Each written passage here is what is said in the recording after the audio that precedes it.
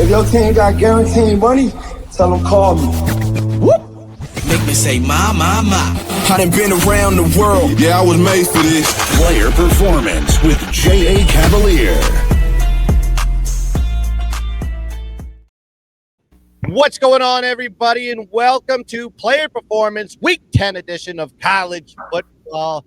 And man, oh man, is this season going quick. Next thing you know, we only have a month left after this week of regular season college football before we get to conference play, conference championships, and then, of course, we'll get into bowls and college football playoffs. I'm very excited to give you the plays that pay the bills. Last week on the show, I know myself gave you a bunch of crap. But as the VIPs, we made some money, and, you know, that's why it pays to be a VIP. Then you know officially who my plays are. We give a couple leans, we give you a couple picks along the way. But it was a decent week for me altogether. And I'm also joined by my man, Coach Rick. Coach, how you feeling? How'd you do last week? You know, they're all running together, man. I don't even remember. I know I missed a max bet one of the nights, but I hit one. You know, one of those deals. It was a decent weekend, though, overall. You know, the NFL day was good on Sunday. Like I said, they're all just running together now, man. It's hard to believe it's week 10. But ton of great games on the schedule again. I mean, this is going to be a fun one for sure. Yep, absolutely. Yeah, as the data grows, the plays get a little bit longer. I know my card gets a little bit longer. I looked at my lean list. I think I had 20, but I'll narrow that down. But we got some plays we're going to talk about here. We talk about the best plays that are on the board. We talk about the top 25 games. And, of course, we'll give you a couple of obscure games each, two from myself, two from Coach. And we will break down the board. So without further ado, let's get into the plays that paid the bills. And we're going to start here with the first game on the slate, a doozer here in Texas. We have the Vanderbilt Commodores playing absolutely exceptional football right now, just gliding through their competition in the SEC. But they're going to have a little bit of a hiccup here in Texas Memorial Stadium in Austin, Texas. Texas with a remarkable comeback in the fourth quarter against Mississippi State on the road, and they haven't been home in a while. And now they're back home where they play their best football. Is Vandy going to get it done as a dog on the road like they've just been getting it done left and right all season long, or do we look for another direction? Coach, what do you think? Damn, you know, here we are again. What is this, 3 weeks in a row, and we're talking about Vanderbilt football. I mean, this is awesome. Yeah. You know, if you watched College Game Day last week, right? They had Nate Bargatze, the comedian. You know, he went to Vanderbilt. I think he flunked out. I don't know. I don't think he graduated, but you know, he's a Nashville guy. It was awesome. It's, you know, he was fired up just because it's Vanderbilt football. Like, geez. But here we are again. Like you mentioned, I look at the line and it's like, you know, it. But I guess the big news is Arch Manning going to play? You know, his concussion protocol, you know, will he or will he not? I don't really care. I think, I mean, if you ask me, I think I mentioned this before about, you know, Arch Manning, to me, when I, you know, looked at his film when he was in high school, you know, he didn't score all that high. You know, is he a Division I QB? Yeah, absolutely, for sure. You know, is he you know, an elite quarterback in the FBS? I don't think so. You know, I don't want to say I laughed, even though I did. But you know, when he came out as a Heisman Trophy candidate at the beginning of the season, like, he's not that caliber of quarterback. Sorry, maybe he gets there someday, but I'll tell you what, the kid that backed him up and came in, Matthew Caldwell, he threw the touchdown that won the game. Like, that kid's pretty decent. You know, I don't know if they miss a beat with him or not. I don't know if, you know, if their offense changes at all. The kid's a grad transfer. He's played at 3-4 different schools. You know, he's older. He's more mature. I think he's fine. But can he beat Vanderbilt? I mean, Garrett Nussmeier couldn't. You know, everybody, all these teams in the SEC, Bo Pribula couldn't do it. So, again, we run through Vanderbilt, like top 15 scoring, you know, 38, 39 points a game, top 25 rushing team, still running for over 200 yards a game. When you do that, you win games. You keep the ball, right? They're still top 5 in third down conversions, which extends drives. I honestly don't get why it's Texas minus 1.5, and then now I think it's 2.5. So I don't understand that. The book's trying to tell us something. Texas offense, it's kind of right. They average 29 points a game. Like I said, with Caldwell, does that change? Probably not. Last year, they're at Vandy. Texas is minus 17.5 favorite. They end up winning by 3? Vanderbilt played a great game. It was a turnover-filled game. If that happens again, if Texas has 3 turnovers like they did last year, they're in trouble. For me, I can't get behind Texas. I'm sorry, no way. I would lean Vandy plus the 1.5. I would also consider a play on the under. Last year it opened 51.5. This year open at 45.5. I think it's down a point, maybe 2 already. These are 2 great defenses. And again, Texas offense is just, kind of mediocre. So I think these 2 get into kind of a battle like last week, what you saw with Vandy and Missouri, where, those are 2 pretty good offenses, but the defenses just took over. And I think that's what happens in this game. So again, I'd lean towards the under, and I'd lean Vandy in the points. I think we're pretty much aligned on this play. I'm more stronger on the under on this one, and to me, you got to look at last year's line, right? I think Vandy was a 17.5 point dog. I believe they did cover that game against Texas. Now you're seeing them as a single-digit, small 3-point, 2.5 point dog on the road. When they were playing at home, they were a huge dog. But very different story here between these 2 teams. Of course, Vandy 7-1. You have Texas that is 6-2 and looking like the weaker team than Vandy. But Vandy's really taking advantage of the run game. They're 3rd in the country in yards per carry, right, with a 6.3 yards per carry on average, 204 rushing yards per game. They're ranked 18th in the country in that statistic as well. But you can't sleep on the Texas defense in terms of their rush defense, because they're 3rd in opposing rush yards per carry, and they're 4th in opposing rush yards per game given up to opponents. So that's going to be a detriment there to Vandy if they're not able to run the ball. And then you got to look at Vandy. Are they the stellar high-scoring team as of late? I don't think so. They put up 14 points against Bama. They did put up 31 versus LSU, but you got to look at LSU. They turned out to be a weak rush defense once they got into conference play. If you look at their numbers, they gave up, and then they only put up 17 against Missouri. Vandy's solid on the defensive side versus conference opponents. They're holding teams to 18 points per game. That is why they're getting the win. So the defense is stepping up more than the offense is, right? Last season, 27-24 was the score.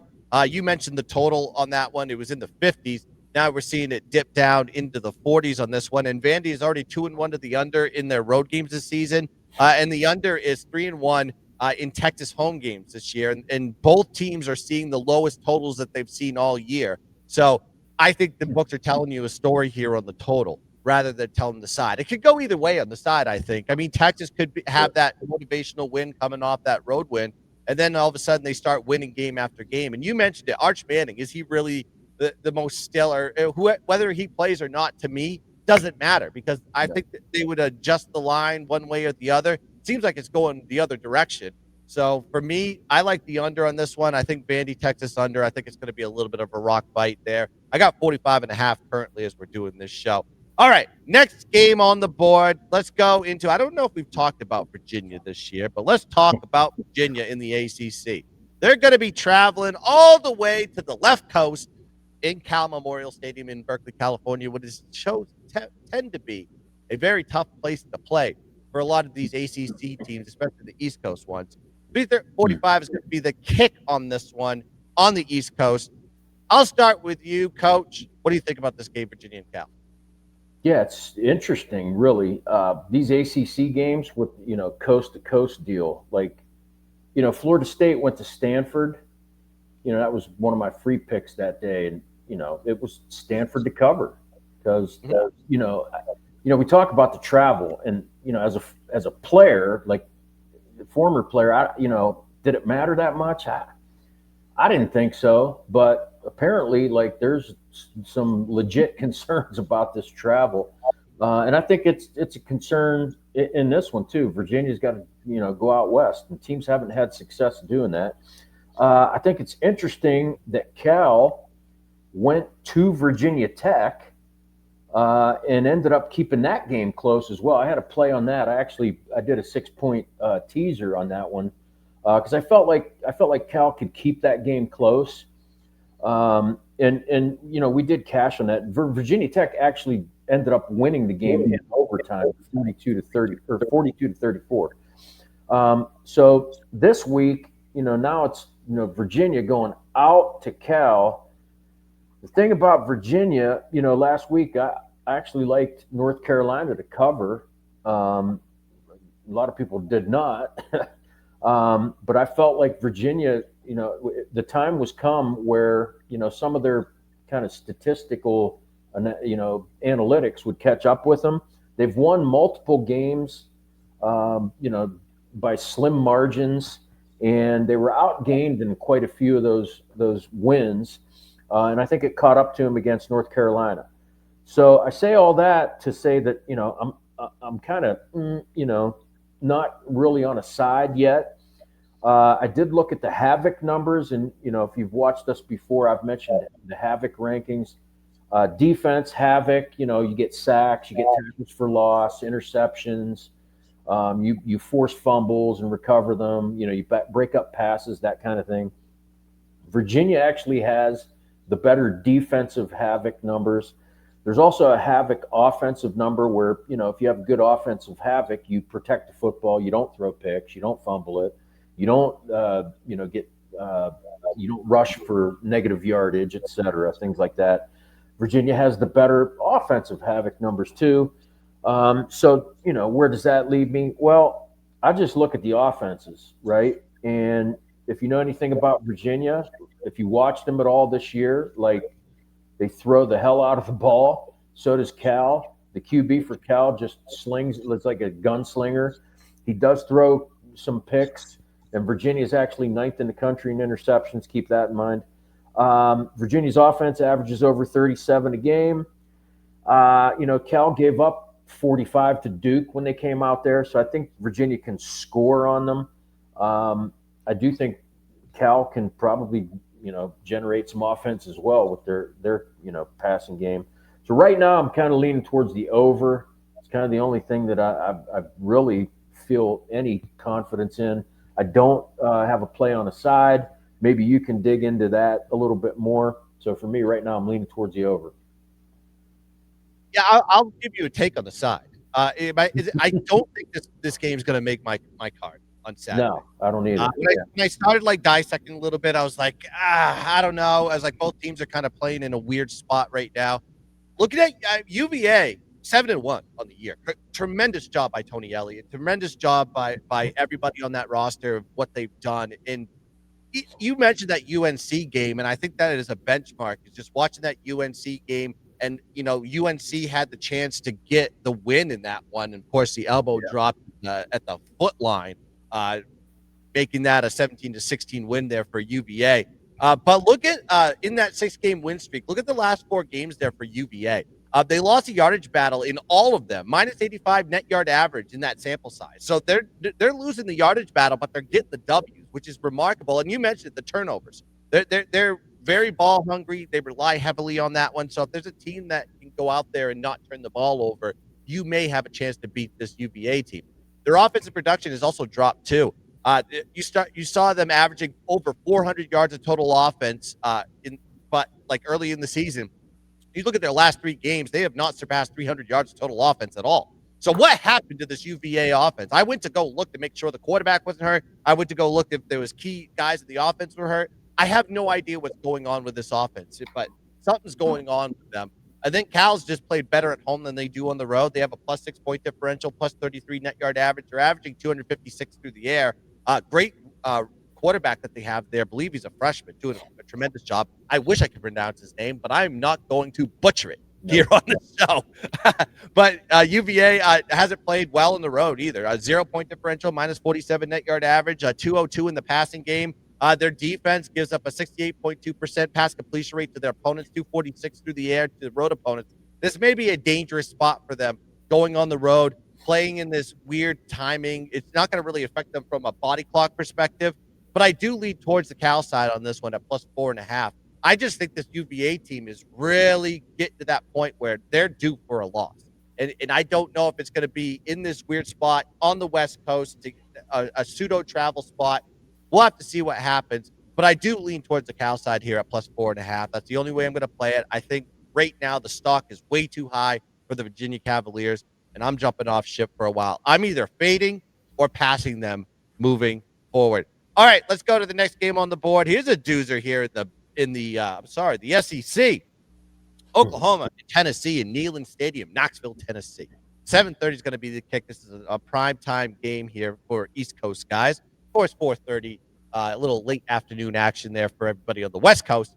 But, man, do we have a doozer here. Oklahoma, maybe they cultivate an offense. I thought they could this year. They're just not playing well, but the defense is doing their job. And Tennessee, you know what they do. They score. They put up offense. And they'll go back and forth with you all day long, and that's how they're going to win games. So I'll ask you, Coach, is this a volunteer spot coming off that win on the road against Kentucky, or is this a rebound spot here for Oklahoma? Well, I'll tell you the spot. And the spot's in the first half, but here's how we get there. So, you mentioned it's a classic offense versus defensive battle, right? Oklahoma, one of the better defenses in the country. Tennessee, one of the best offenses, third best passing offense. Joey Aguilar, over 2,300 yards already. The dude gets it done, man. It's you can say, oh, well, it's the system or whatever, but you got to make the reads and you got to make the throws, and the veer and shoot offense, which I've mentioned a bunch of times here. They do certain things and they throw the ball down the field a lot. So. I mean, you got to have a guy that knows what the hell he's doing to run that, and I like Joey Aguilar. They do run the ball well, too. It's not like they just air it out every play. They spread you out, and then, they'll find out what they can do. And, they average 190 yards rushing a game, too. So, you look at Oklahoma's defense, you say, well, they're top 5 or 10, scoring, pass, run, the whole deal. And they're good. They are. But you can bet your ass that Josh Heupel's watching the film from last week. He's looking at what Lane Kiffin did. Hey, can we do this to Oklahoma? And I believe that they can. And here's how I'm going to play it. I mentioned the first half. So Josh Heupel is going to take what he gained from watching the tape, and he's going to put it to use right away. And he's going to come out firing on all cylinders. And his teams in the past have tended to do that. Whether it was Central Florida or Tennessee, if you take them all, in the first half, his teams cover about 67% of the time. I think it's 54, 27, and 2. And the first half spread in this game, it's more favorable because it's a tighter spread. First half, Tennessee -1.5. Last week, if you recall, Ole Miss jumped out, Lane Kiffin, winging it around, throwing a ball, Trinidad Chambliss getting it done. They were up 22-10 at the end of the first half. I think Tennessee does the same. Maybe Tennessee -1.5 first half. Giddy up. Yeah.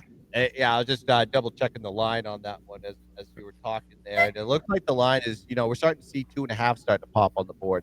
The 3.5s were kind of readily available at one point. So if you like the Tennessee side, I say you buy it now. Yeah, you got to get in. Yeah, get in before it's over 3.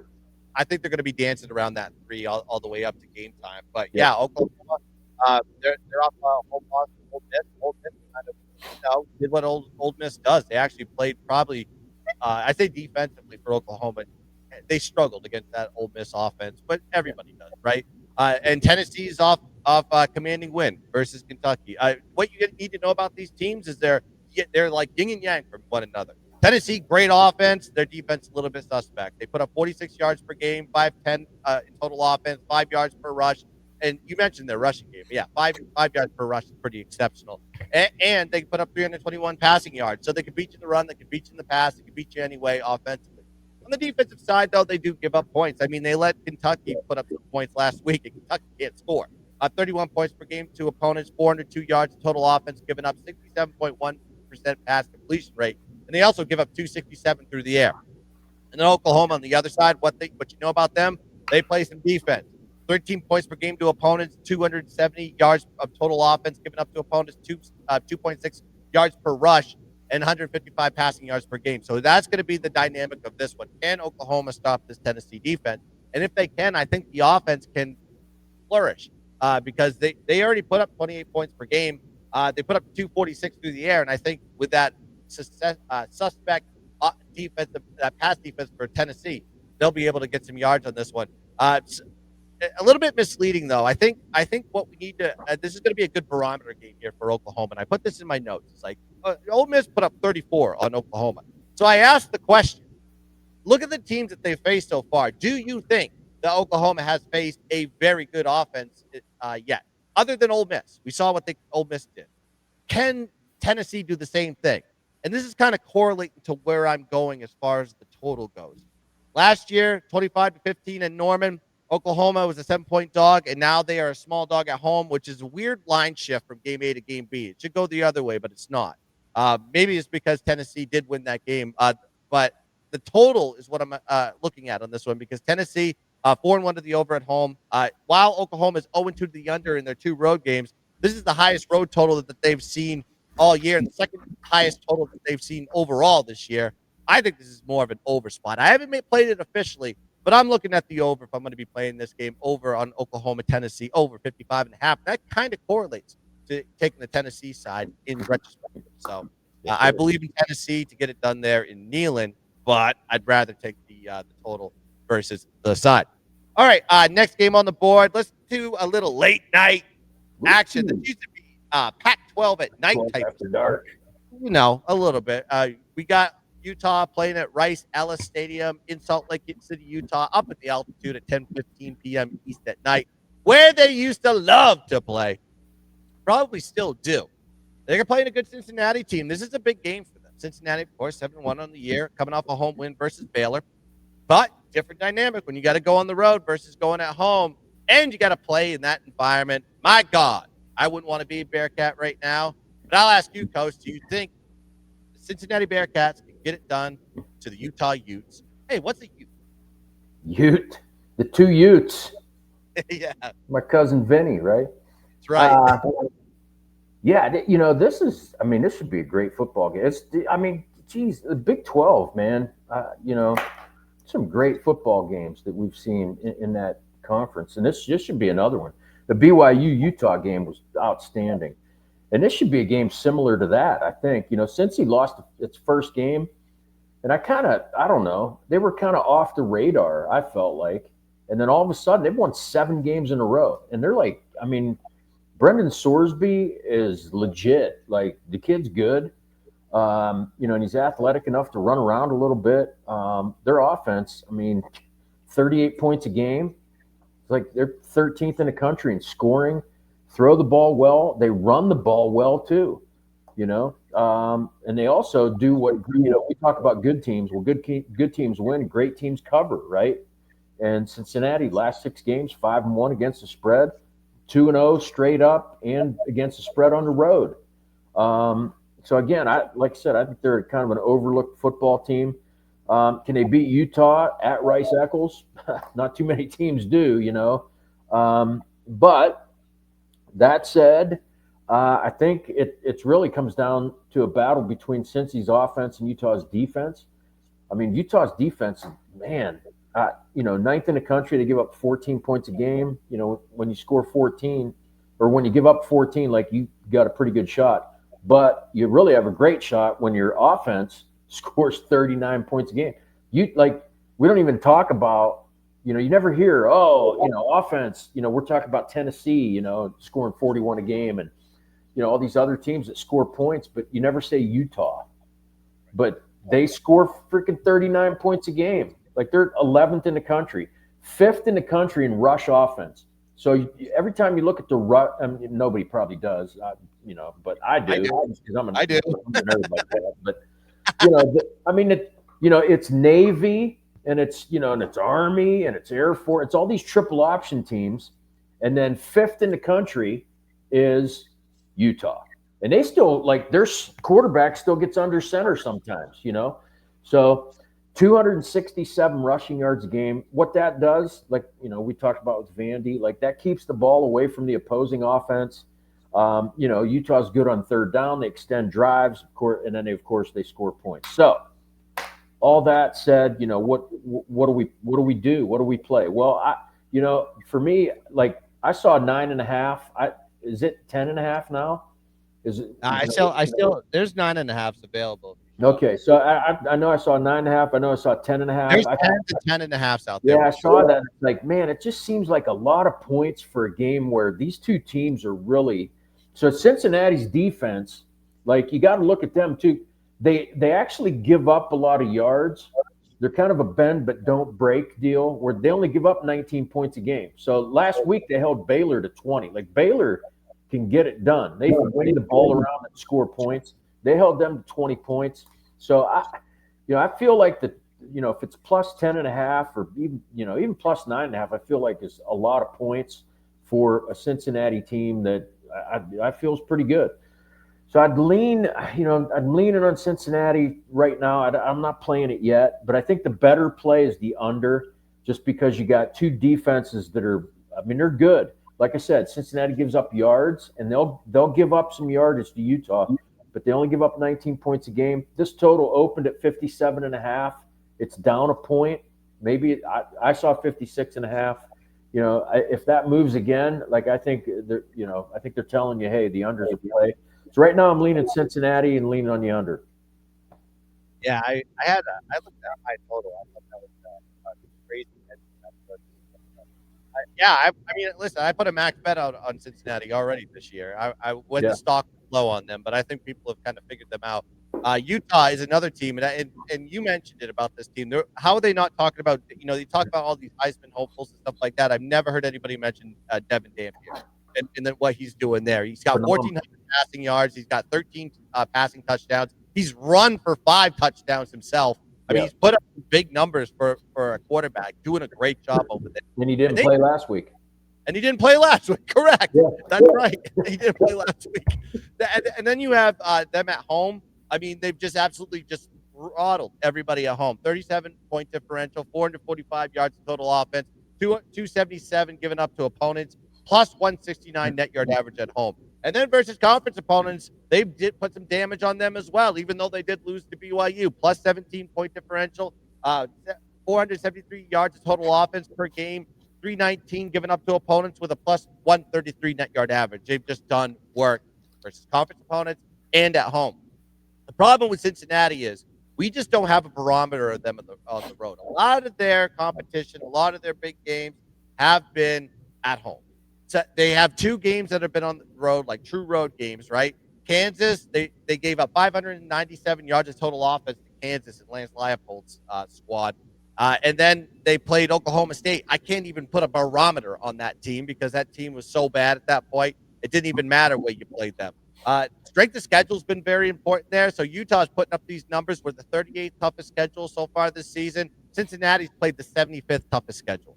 Highest dog line of the year, obviously, for Cincinnati. They're 2-0 ATS as a dog, but this time they're against a higher ranked opponent going into this game. Utah is not. They're in the lower 20s as far as rankings are going. And then Utah is 3-1 ATS to the over this season, second highest total of the year for Utah.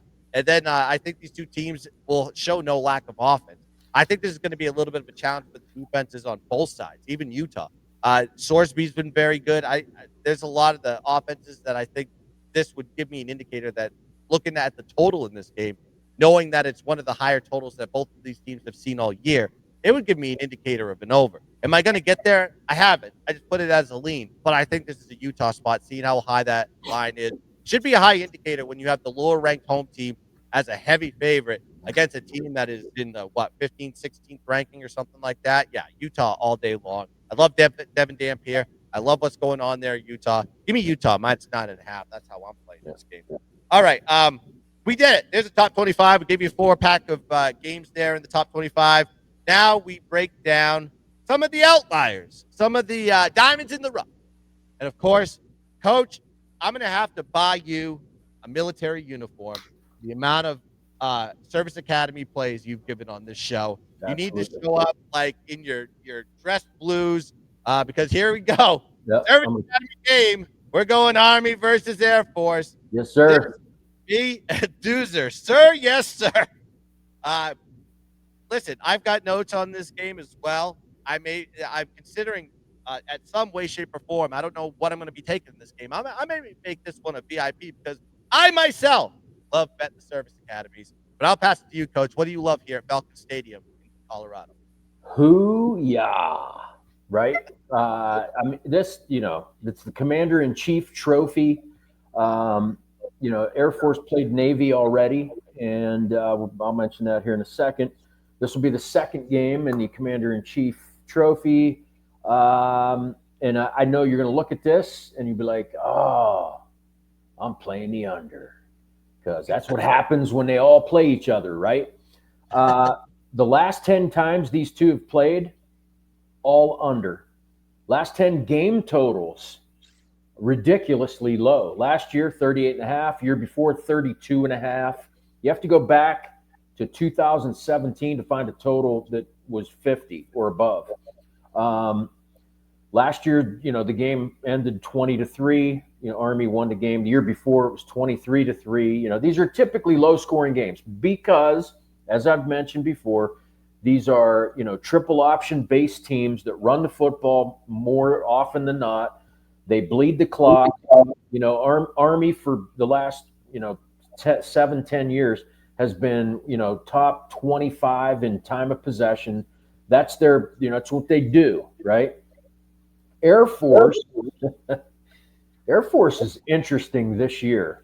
Troy Calhoun's the head coach there, and he's actually not an option guy, but that's what they run there because, that's the talent that they get and that's how they compete. So they run a lot more stuff than just triple option. It's a pretty dynamic offense, and he has some talent this year. Air Force is the number 22 scoring team in the country. They average 36.3 points a game. Like, they can roll. They can put up points, okay? On the other end, they're awful. They're horrible on defense. And that's kind of unlike a service academy team because, you can get away a lot of times with, defenders. If you can run and be physical, line up correctly, and go through your technique and all that, like you can, be pretty decent. But for some reason, they're just not. Air Force gives up 37 points a game, and they're one of the bottom 10 or 15 teams in the country giving up points. So they've had a lot of games that have gone over. So does that mean that we simply take the over? Well, I mean, you could. What you need to look at is the line this year. This year, the line for the total opens at 49.5. It's down a point. I've seen 48.5 already, but it's still 10 points more than last year. It's telling you something. And don't forget, Army can still score. They've scored 20 or more points in 5 of their 7 games. They average 24 a game, roughly. So these are two teams that, they can put up points. If you like the over, feel free. Have at it. Get the over at 48.5. That's awesome. What I would recommend, though, is you go in and do what I've told you the last couple weeks. Go find DraftKings, go look at game props, find both teams to score 20 plus. Right now, you can get that at plus money. I think both these teams score 20 or more. Air Force played Navy. It kind of went back and forth, and they scored on each other, and Navy ended up winning the game 34-31 in a game that typically doesn't see that many points. I think you see the same thing here. A higher scoring game than you're used to in one of these Commander-in-Chief games. And both teams go 20 plus, and like I said, you can get that at plus money. Yeah, I'm looking at the numbers right now, and there's not a lot of 48.5s out there. It's getting up to 49, 49.5. I even see 50s out there. On this. They're telling you it's going to go over, and they're going to score. And I saw this tweet, and it caught my brain as we were talking about this. So I think it's John Ewing put this out this morning. He said unders for service academies from 2005, 2023 were 45, 10, and 2, 82%. Since 2024, it is 1-3. That means the pendulum swings on some of these trends, guys. It's not always about the trend. It's about the momentum. I remember taking Navy and Air Force over, and that thing sailed over. I think you're right, Coach. When you see the line correlation going in the opposite direction of the trend, it gives you an indicator that you're probably looking at a higher total than what people expect. Everybody and their uncle is going to think Service Academy unders because it's built into the brain. But you have to teach your brain to not think about the trends. Yeah. Think about what's going on with these teams. Look at the numbers. Coach is right. I think if this is going to go over, both teams are going to have to score their 20 points. All right, here's the game that I'm going to be on here for Saturday, and it is an ACC action here with Duke and Clemson.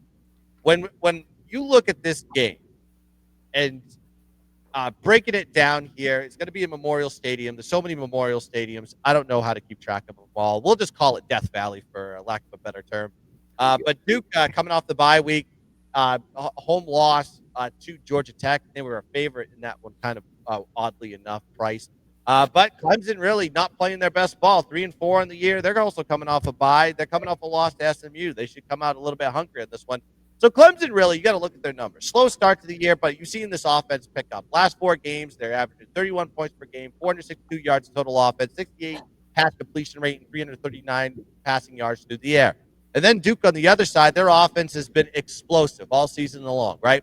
37 points per game, 451 yards of total offense, 73.1 pass completion rate, 297 through the air.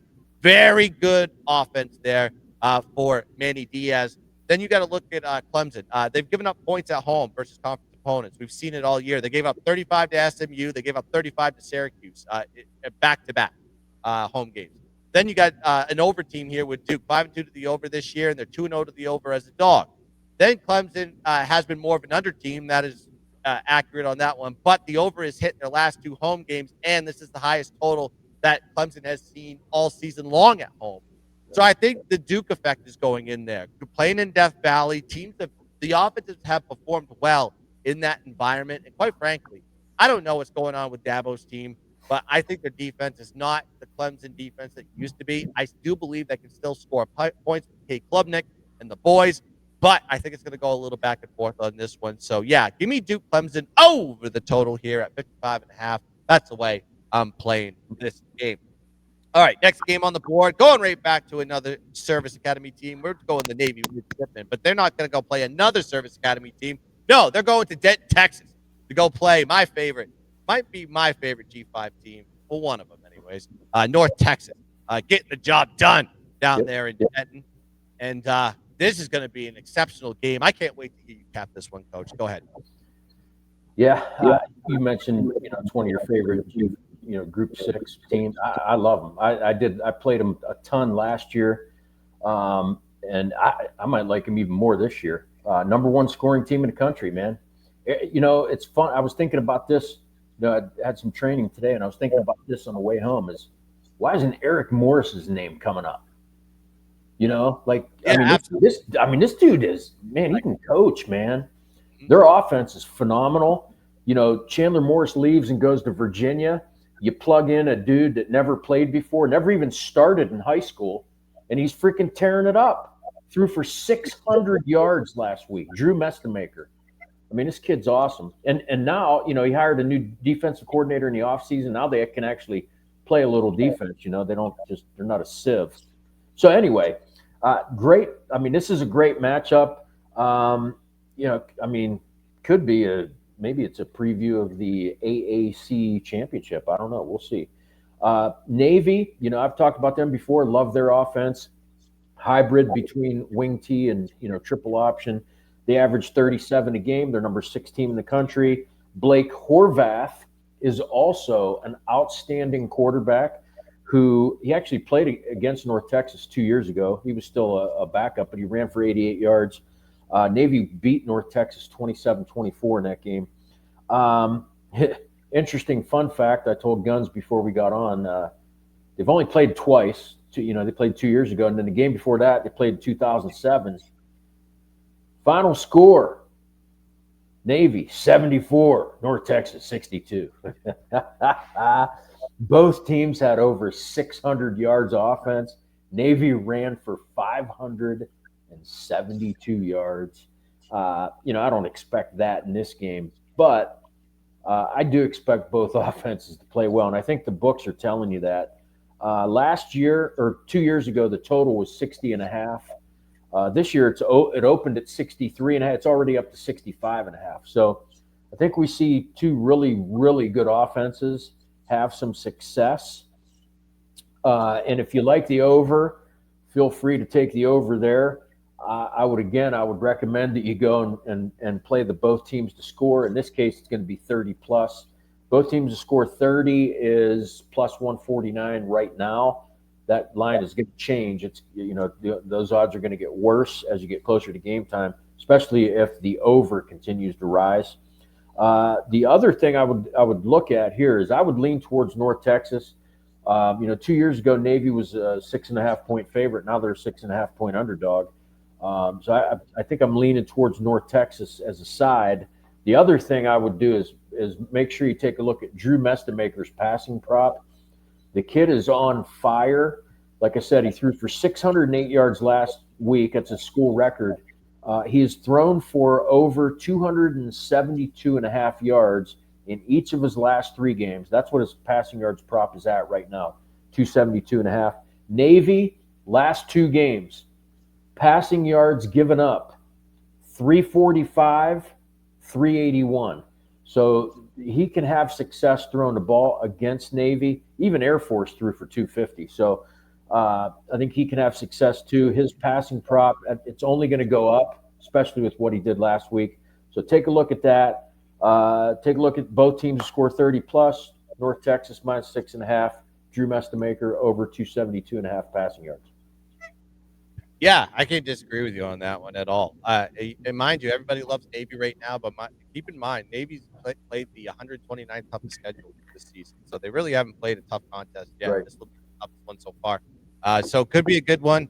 Yeah, I agree with all those takes on this one. My last game is going to be looking into the Mountain West. We got a good matchup here with a team. Actually, 2 teams. I had Wyoming as a max bet, so I'm definitely not scared to put them on my card. Very different scenario there, going to Snapdragon Stadium in San Diego, California. San Diego State is on a roll right now. 5-game winning streak, 6-1 straight up on the year. This team is a run-first offense. You look at their numbers: 183 yards per game, 211 rushing yards per game in their last 3 games. So they've just absolutely picked up the pace on the rushing. This San Diego State team averages 45 rushing attempts per game in their last 44 games. Yes, they want to run the football. And then you have Wyoming. Shown some vulnerability in the run game, right? Especially on the road. The defense has given up 204 rushing yards per game, 5.3 yards per carry to road opponents this season. They play very different in the altitude in Laramie than they do going outside of Laramie. Wyoming is a team that wants to run the ball. They average 5.1 yards per carry to opponents. But San Diego State has one of the best defenses in the Mountain West. They only give up 256 yards of total offense, 2.9 yards per carry on the ground, 50.9% pass completion rate to opponents, 164 passing yards per game. This defense is stout, and they're going to be ready to go playing at home. San Diego State did win the game last year versus Wyoming on the road, 27-24. But they were a pick 'em in that game. Total was 42.5. Now they're a double-digit favorite, and the total is still 42.5. They've just shifted the line to make it more favorable there for San Diego State. I think this is a heavy San Diego State line. Then you got to look at Wyoming. They're already 0-2 ATS as a double-digit dog this season, and San Diego State is 3-0 ATS at home this year and 5-0 ATS as the favorite overall. This is a San Diego State spot. I'm going to take the team that I max bet last week, and I'm going to fade them the next week. That's how it works there in college football. Give me San Diego State minus 10. That's how I'm going to be playing this game. Woo! We did it, baby. We just gave you 8 games. Gave you 8 takes. Maybe more than that, if we threw in a few totals in there. All we ask you to do is, as you're watching this video, please like and subscribe to the J Cavalier channel. Throw a comment in there. We will answer the comments as well. Share it up with your friends. Share it up with your mother, your sister, your cousins, your brothers, anybody who loves to watch sports betting and wants the sharpest information on the planet. It exists here on the J Cavalier channel. Coach, give him some last words. What do you got going on at Why Lose this week? Yeah, we're gonna do the usual where we've got the $49 max bet on Friday for college football. We got the $49 max bet on Saturday, also for college football. And I mentioned last week I was very close to 14,000 subscribers, whatever you call them, on Telegram, right? And I actually surpassed that and well over it. So I'm thinking I'm going to work up a special, and it's going to be this. So you're going to be able to get all of Coach Rick's picks in all sports. That's going to be MLB. That's going to be the NFL. It's going to be college football, and we also have college basketball that's going to start next week. So in honor of the 14,000, we're going to go. It's $149 to get all of Coach Rick's picks. That's max bets plus best bets, all sports from now until the end of the year. $149. Yeah, it's a steal, right? Yeah. So you heard it here, and if you watched the show, like, that's the only place that you're going to find this. Okay, so again, $149 for the rest of the year. All picks, all sports, all best bets, all max bets. Coach Rick, giddy up. Hell yeah. What a tremendous deal. And you're only going to see it here first for that deal. Yeah, I got things going on. $75 Elite Week. Make 5 units. I'll give you a free month of VIPs in the NFL and college football. We've been hitting our max bets left and right. I think I've only missed 2 all year. So, yeah, and I went 2-0 on the max bets last week. I gave you Wyoming, and I gave you Houston. Those were the max bets in NFL and college football, and we are going to dominate the rest of the year. So go check out the deals that I got going on. Also, MLB closing out here, and we're on a little bit of run in the MLB as well. So go check that out. Right on Why Lose. And by the way, you guys put me up over 7,000. I'm actually at 7.2 now. So it wasn't just some of you; it was a lot of you coming to join up on the Telegram. So I appreciate that. All right, that's going to do it here for Player Performance College Football Week 10 edition. I am Gunz CFB. That is Coach Rick. Let's cash some tickets. Let's dominate the board. And as always, Coach. Giddy up. And let's keep dancing. Bye-bye.